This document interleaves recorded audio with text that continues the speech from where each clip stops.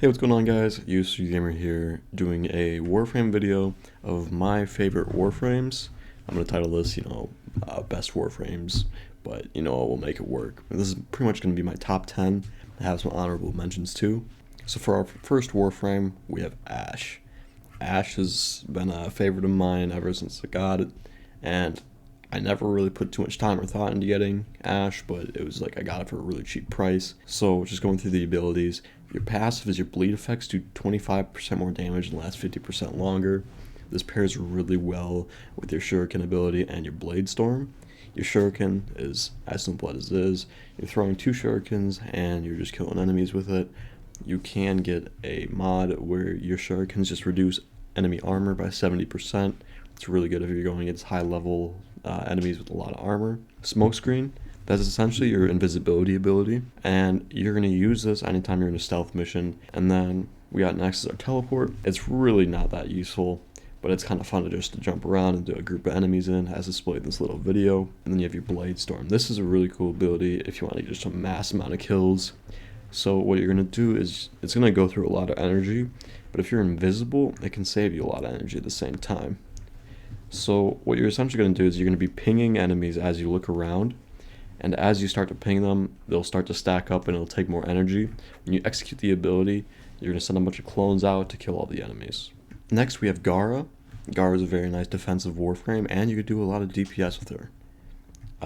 So her passive is a chance to create a radial blind lasting 10 seconds when exposed to bright light, and her first ability is Shattered Lash. It's like a glass sword or forward projectile doing quite a bit of damage, and this is what's going to allow you to continuously make stacks to do a lot of DPS as Gaara. Next you have your Splinter Storm. This is essentially going to be your armor build and your DPS build. This is what's going to allow you to go sicko mode as Gaara, and it's just, her kit makes a lot of sense.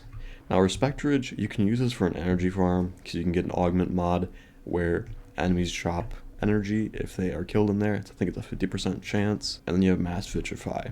So what you're going to be doing is, this creates a glass ring around you, and it's a great defensive ability, but at the same time you could freeze enemies.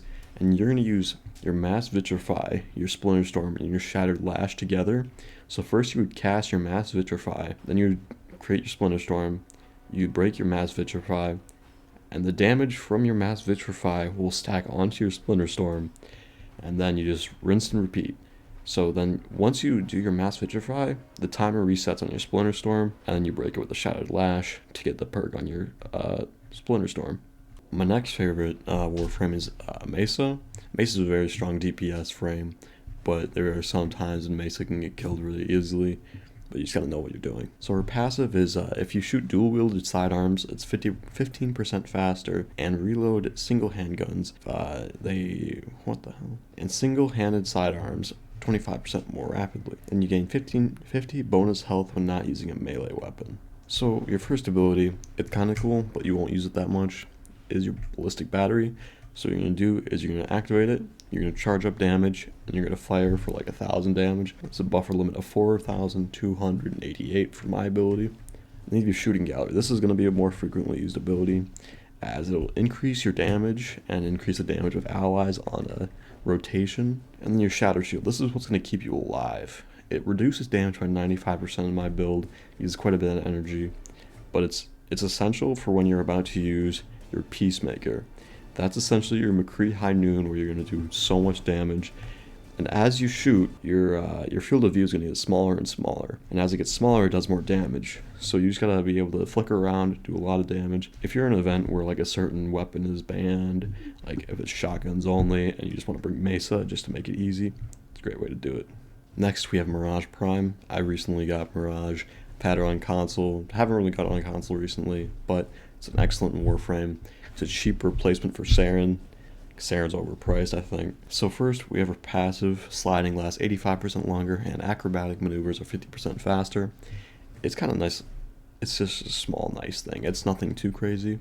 But first, you have the Hollow Mirrors.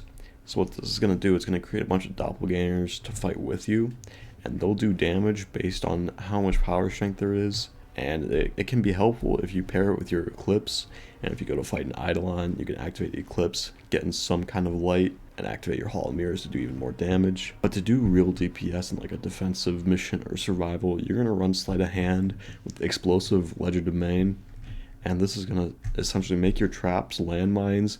That'll do, in my kit, this will do 1,145. I believe the base is 600 damage, so we just start from there.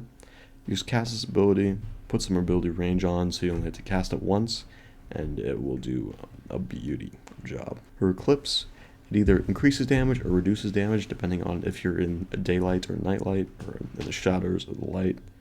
And it's a nice ability to use in everyday missions. Finally, you have your Prism. You're just going to launch a disco ball, it'll do damage. And it can be powerful, but it also consumes a lot of energy. So this one I'm going to get trash talked about, but Limbo is also another one of my favorite Warframes, just because it's very rare occasions you can play Limbo, but it's just fun to play. So his passive is the Rift. Now, when you enter and leave, or if you stay in the Rift, you get energy. And each enemy killed in there gives it 10 energy. So it's just a nice energy farm. You don't need to worry about, oh, I'm out of energy orbs, I can't live, blah, blah, blah. So you don't need to bring energy pizzas either. You can just hop in the Rift, get some energy, and go with it. I'll be honest, I only use Stasis and his fourth ability. Banish is kind of useless. It's good at farm damage, but you can banish enemies into the Rift, kill them, get energy, boom, easy. And then Stasis, this is going to stop enemies in the Rift from doing anything. This you'll pair with your fourth ability if you're doing like a defensive mission or an excavation. And then you have Rift Surge. I still can't completely grasp the purpose of this, but essentially, if you cast it when an enemy within the rift, and your rift bubble just continually gets smaller, and your enemy goes through the rift, it'll banish other enemies with nearby that enemy. And you have your Cataclysm. This is essentially, you're going to create a big energy sphere, where enemies can enter. They might get frozen depending if you have stasis on. You'll get energy in this, your teammates can get energy in this, and it can do a lot of damage when it explodes. It's great for defense and excavation missions. Next, we have Necros. This is my preferred looting frame. I don't like Hydroid. I do like Atlas, but I think Necros is just a step better. So it's passive. It restores 5 health with every enemy death within 10 meters. This is very nice if you're running Desecrate and Despoil, where you can lose quite a bit of health pretty quick, depending if you're not careful. So first ability is your Soul Punch. It's a nice farming ability just to get up there, get up to a higher level. And you can also get an augment where if you cast this, you can res an ally for 30% health. And it can be pretty clutch if you don't have time to res an ally or if it's not safe. And you have Terrify. This is an armor reduction. It scares the enemies away from you. If you want to try to pull out for res, you can just pop this, res, and you won't have much of a problem. Then you have your Desecrate. This is where you're going to get all the loot. And so for my build, I get 54% extra loot, and I have a huge radius on it. It's just insane, and it takes 10 health every time an enemy is looted. So you just got to be very careful about your health. If you're, 100 health and below, stop. You don't need more loot. You can chill. And we have Shadows of the Dead. This is your opportunity to become a tank.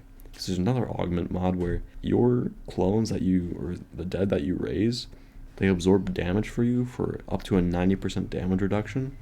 And I personally believe this is a better damage reduction than Nova's because it lasts a little bit longer. So these will do damage for you, they'll keep you safe, it's just a blessing to have. Next, we have Nidus. Nidus is a very nice frame. I never really took the time to go out of my way to get Nidus because I really don't enjoy the index, but you have to do it at some time. You have to complete this quest, I highly recommend it. Gets you a great warframe, lots of DPS, lots of self-sustain, it can be a tank too. So it's passive. If Nidus is killed with at least 15 stacks of mutation, those 15 are consumed and grants 5 seconds of invulnerability and restores health to 50%. It's essentially just a quick revive for yourself if you get downed.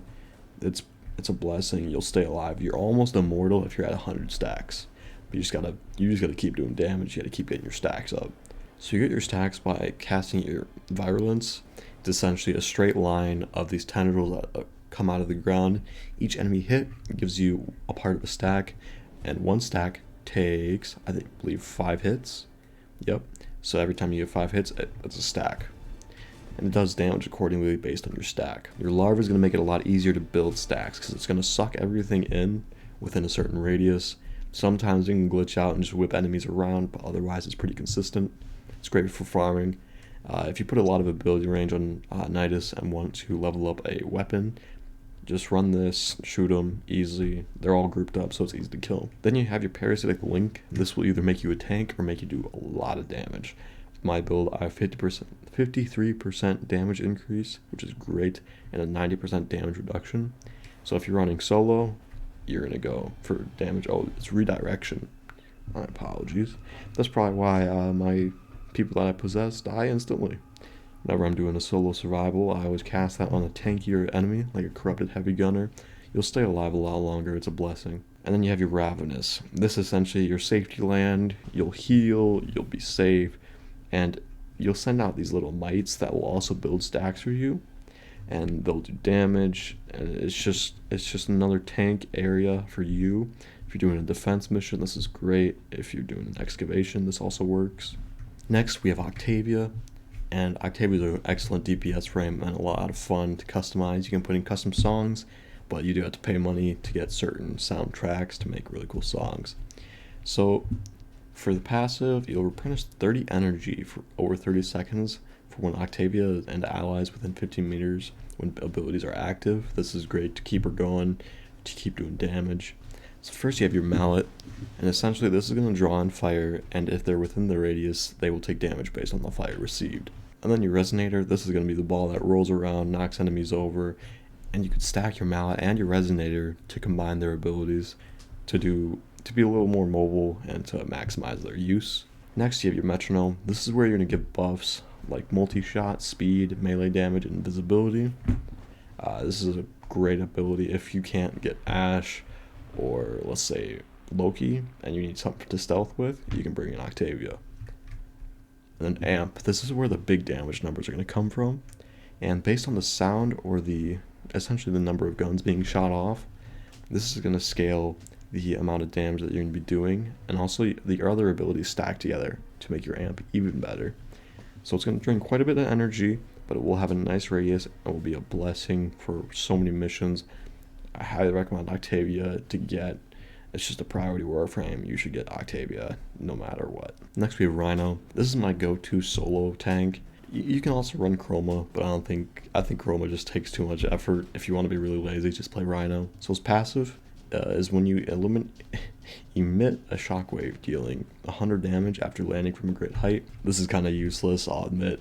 It doesn't really matter. 100 damage is nothing. So first you have your Rhino charge. This is going to be a straightforward ability. You charge forward, you do damage, and you knock enemies back. Next you have your Iron Skin. This is going to be the ability you use most if you're solo tanking. You cast it, and as you take damage, it starts to charge up your Iron Skin, and you will get a ferrite armor in return. This is excellent for the index. Rhino's a go-to frame for the index if you're solo farming. Next you have Roar. This is a straightforward ability, damage increase and your own damage increase. So it's going to drain, my builds drain a lot of energy just to get that extra ability strength. So it gives me 122% ability, or so it gives me a 122% damage increase. It's excellent ability. If you're going against idle lines, you can run Rhino, it's fine. Rhino Stomp. This is when you're going to launch abilities in the air and you're going to do damage, and this will make them very susceptible to more damage. And then for the final tank, or final warframe, we have Volt. This was my first warframe on console. I didn't pick Excalibur or Mag, I picked Volt on console. And so his passive is not very useful, but it can be useful. So when you're running around on the ground, you can charge up damage up to 1,000, and this will just go on your next attack. And now if you're spraying around, it's a little bit of a damage buff, but it's nothing too crazy. First ability is a shock. It's just straightforward Emperor Palpatine, shoot lightning out of your hand, kill enemies nearby. Next you have your speed. This is essentially going to make you go sicko mode with speed. Depending on what you want to do, you can do duration or strength. I recommend strength if you really want to go fast. Next you have your electric shield. You can use this as a riot shield also. You can pick it up and run around and knock enemies over. So it'll give you a damage buff with your electrical damage. You'll see Volt be used constantly in Eidolon runs just to get that extra corrosive damage against the armor. Next you have Discharge. So this is going to be your 4 ability. This is your ultimate. It'll essentially put all enemies nearby in a state of paralysis. It won't do that much damage against higher level enemies, but lower level enemies it'll most likely kill. This allows you to get around, get a lot more kills, be more effective, so they're not running around. One of my honorable mentions, one of 3, is Goss. Goss's passive is where you run around and it charges up a battery on the side of your screen, and based on this battery it will reflect on how strong your abilities are. So first you have Mach Rush. This is forward charge.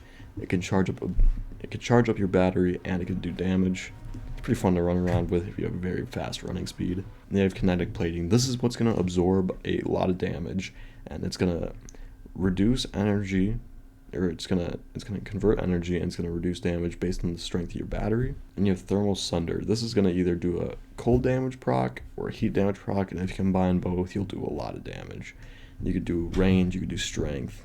I see Goss is constantly played either way, and it's overall pretty fun ability to use. Then you have Redline. This is your Travis Scott sicko mode ability. So you'll run around, ability strength, and these lightning bolts are gonna discharge off you. They're gonna be doing damage, and your battery is going to allow you just to do so much more, just a speed increase, a fire rate increase. Goss is all about speed, and Goss will give you speed. My next honorable mention is Oberon. Oberon is another healer, but I think Oberon's a little more fun to play. So his passive, it's not totally useful, but it can be useful depending on what you play like. So allies receive a 25% health, armor, and shield buffs for the pets. And then in addition, your pet receives an instant revive at every mission. And you have Smite. So Smite's going to send forward radioactive bolts that'll do damage and kill enemies within an area. It's very useful against low level enemies. As you get higher, it's going to be far less useful. And then you have Hallowed Ground. This is what's going to keep you safe from status procs, and it's going to give the enemy status procs, so it's another safe haven for you to use. And then you have Renewal. Renewal is your healing ability. Once you first activate it, it comes out in a burst, and then it continuously heals. So sometimes you just pop it, turn it off, boom, you're healed, you'll be fine. And then you have Reckoning. Essentially, if you ever played Sigma, his 4th ability, this is pretty much just it.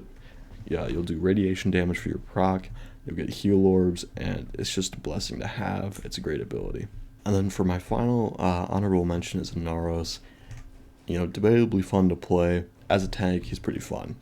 Valkyrie is okay to play. I mean, you just press forward and you go running around, cutting everything. But Ragnaros is just a tank. Very simple, you don't have to go too crazy. So his passive is when you're bleeding out, you can res yourself if an enemy gets killed by you draining the life force from it. But they do have to be relatively low health if they are a high level enemy. So that's what you do have to be careful of. If it's high level, you're not going to be able to pull this off all the time. So Desiccation is where you're going to launch a cone of dust. It'll make enemies blind, open them to finishers. For a lot of ribbons, this is a great way to farm the finisher challenge. And then what I have is Desiccation's Curse, is where if I use a finisher on an enemy, I will be able to have a 75% chance of them bringing back a dust clone. They will help me in battle. And then we have Devour. Devour is a pretty nice ability where you can heal up a lot of health depending on the enemy that you choose to devour. I recommend targeting tanks, as they will give you the most health. Now, if you eat them purely and just finish them off by eating them, they will come back as a sand clone and fight for you. Then you have your Sandstorm. Not very useful, but there's an augment mod that you can use to make it a little more useful, but I wouldn't recommend using Sandstorm in practical gameplay, as it's very irritating for teammates to damage the enemies that are getting thrown around. So I wouldn't recommend using Sandstorm. And then your 4th ability is where you're going to be able to farm armor, and you're going to become the tank that you can be. And now you can also cast this and then have damage applied to the enemy to give healing to yourself and to give healing to your teammates. Yeah, so that's going to be my top Warframes to use. This is my personal opinion. This was in no particular order.